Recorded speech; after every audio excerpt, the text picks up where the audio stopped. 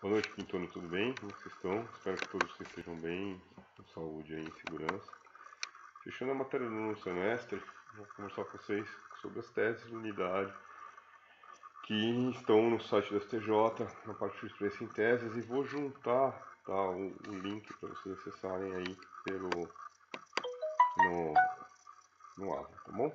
Então, são algumas teses aqui, umas mais importantes que as outras, mas de qualquer forma, teses firmadas pelo STJ até 2016, então é possível que vocês encontrem algumas mais modernas, vamos dizer assim, e ainda vou comentar com vocês algumas coisas. Então, primeiro, a tese número 1 diz que a decretação da unidade autoprocessual requer prova inequívoca do prejuízo suportado pela parte em face do princípio do pari nolite sangria.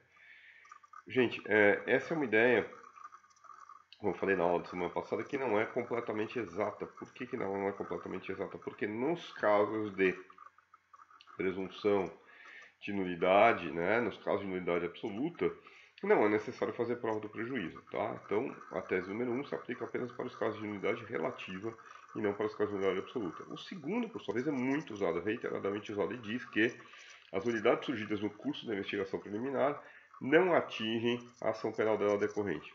E a gente costuma dizer isso na prática, como nulidade do inquérito não contamina o processo.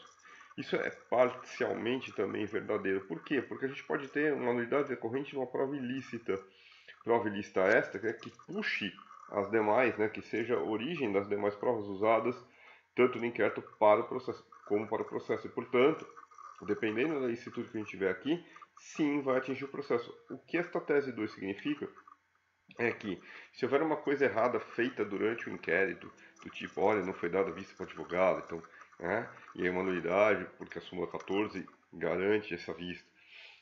Se existia uma situação de, nossa, né, o réu, quando foi interrogado, o indiciado, quando foi interrogado, não foi avisado que tinha direito de ficar em silêncio, nulidade. Aí sim, né, nulidades decorrentes do inquérito não contaminam o processo, tá? Tese 3, também bastante utilizada e bem interessante. Sabe aquela história que vocês já ouviram falar, que o reconhecimento pessoal tem que ser colocado às outras pessoas parecidas e tal, etc. Essa determinação está prevista no artigo 226 do Código de Processo Penal.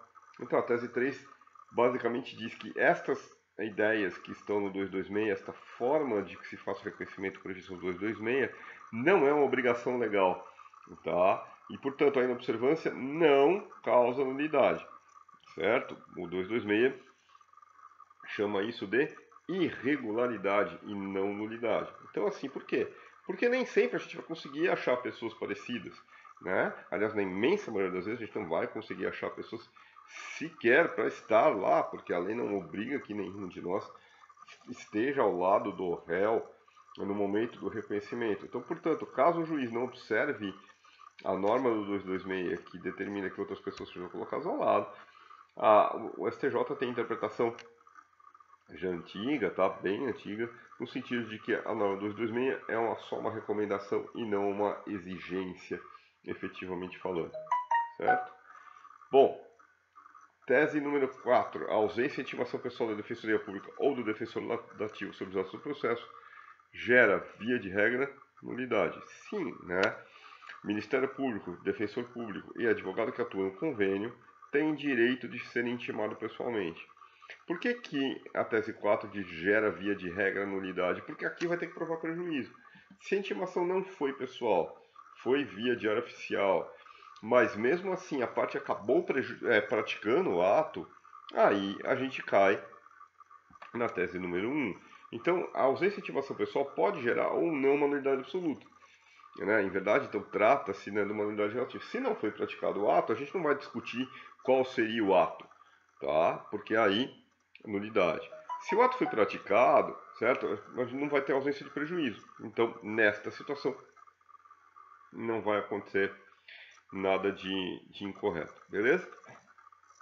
Número 5, ainda em intimação, nulidade decorrente da ausência de intimação, seja pessoal, tá, ou por diário oficial, da data do julgamento do recurso, não pode ser arguída a qualquer tempo, sujeitando-se à preclusão temporal. Beleza, vamos lá. Qual é a situação de intimação para julgamento de recurso? Deve haver publicação em nome de vocês, que serão advogados, de que aquele processo de vocês irá entrar em pauta para julgamento, correto? Muito bem. Se ele entrar em pauta sem que vocês tenham sido previamente intimados, então, pessoal, se vocês forem intimados do julgamento, beleza. Se vocês não forem intimados, há uma nulidade, beleza? Tá? Lembre-se, entretanto, que o habeas corpus, porque é habeas corpus, dispensa a prévia intimação, certo? Ah, mas a parte contrária nunca vai no julgamento, ela nunca faz tentação oral, não interessa, beleza? Ou houve a intimação prévia ao julgamento, com exceção do habeas corpus, ou ocorre nulidade. Por que está escrito sujeito a essa preclusão temporal no finalzinho da tese 5? Porque tem prazo para alegar. Não é, portanto, uma situação de nulidade absoluta, e sim uma situação de nulidade relativa. Tá? Então, sujeitando essa preclusão temporal, quer dizer, ou alega antes de transitar em julgado, certo? Ou então já era, beleza? Tá? Tese 6. O defensor dativo, né, que declinar expressamente da prerrogativa referente à intimação pessoal, ainda, né, defensor dativo, ainda referente à intimação, não pode haver nulidade quando a comunicação correr por meio da imprensa oficial. Autoexplicativo, tá? Tese 7, essa aqui é legal, tá? A tese 7 e a tese 8, são duas teses referentes à carta precatória.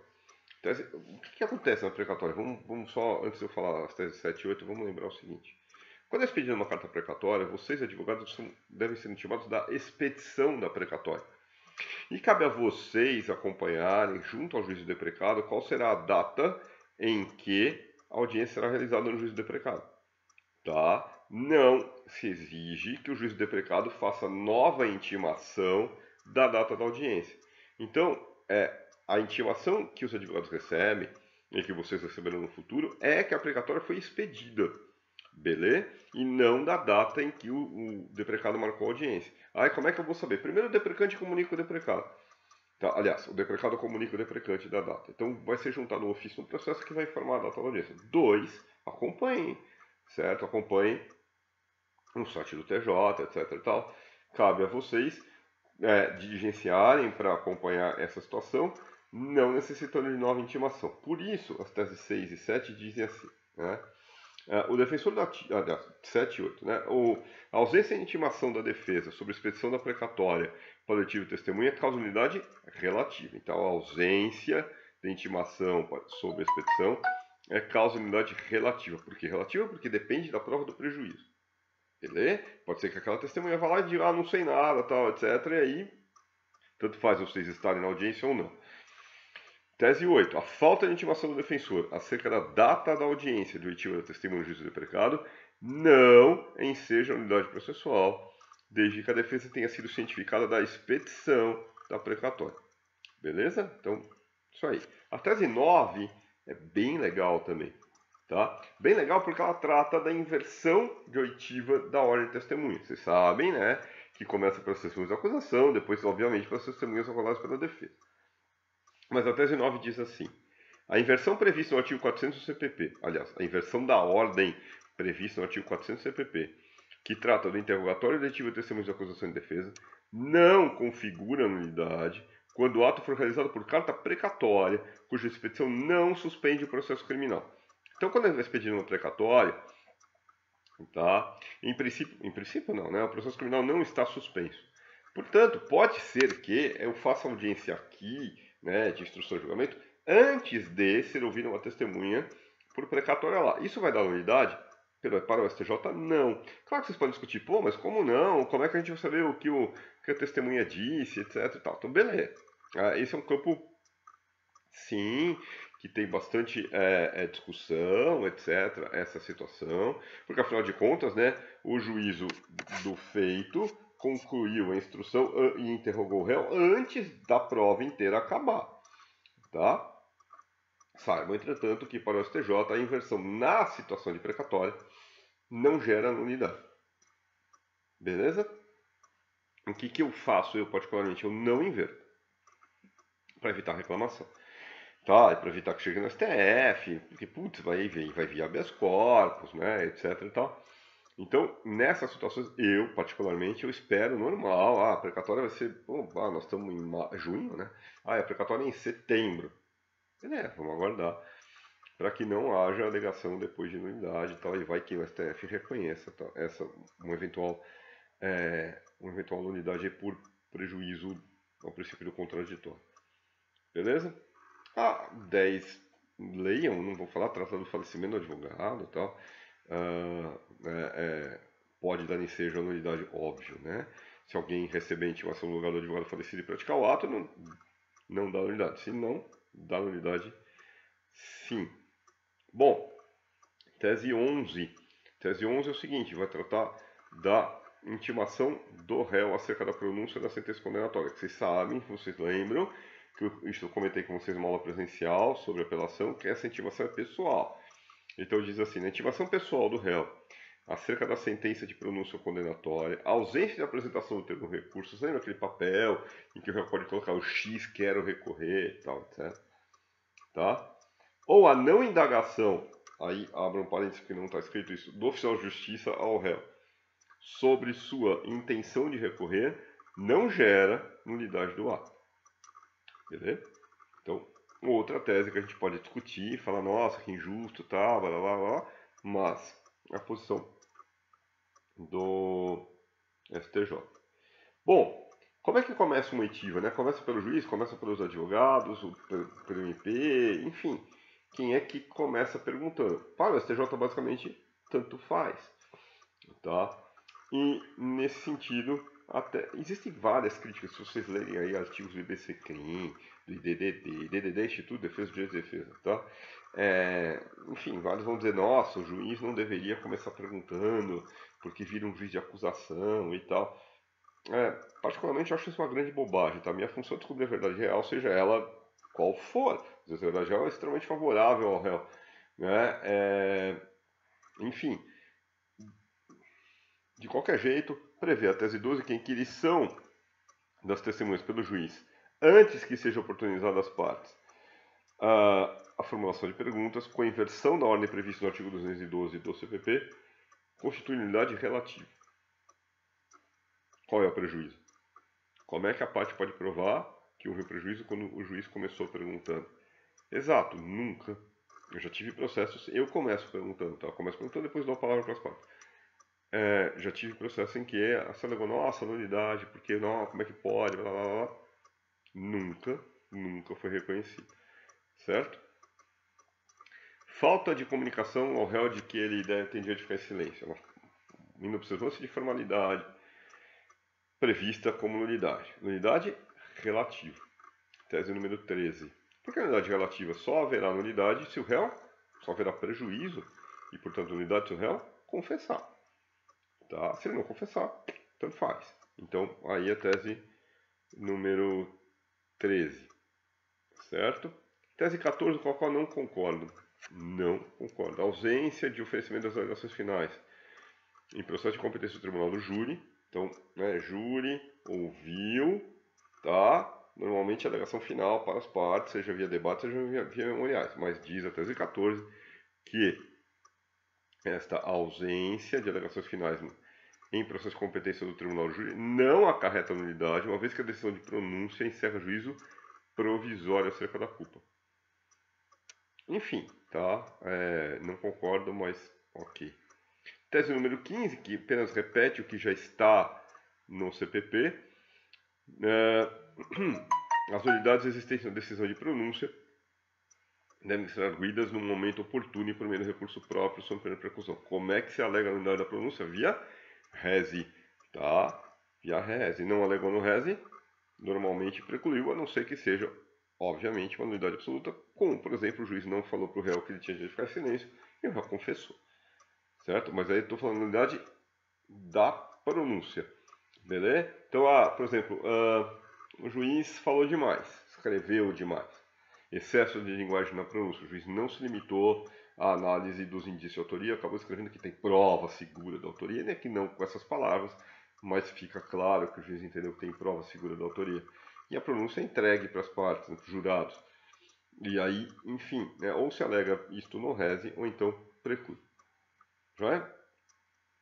Bom, tese 16. A instalação de inquérito policial em momento anterior à constituição definitiva do crédito tributário não é causa de nulidade da ação penal se evidenciado que o tributo foi constituído antes da sua propositura. Isso foi mudado para uma súmula revogante, para uma súmula vinculante, tá? Quem for para o 10º semestre em penal, vou tratar disso em crimes contra a tributária, apenas saibam que a 16 caiu. Beleza? 17 é relativa à nulidade decorrente da inobservância da competência penal por prevenção. Autoexplicativo. Tá? Na verdade, nem dá nulidade porque juntar ou não os processos, como você sabe, é uma opção do juiz e ele pode não determinar que os processos sejam juntados. Enfim, tá? 3 últimos.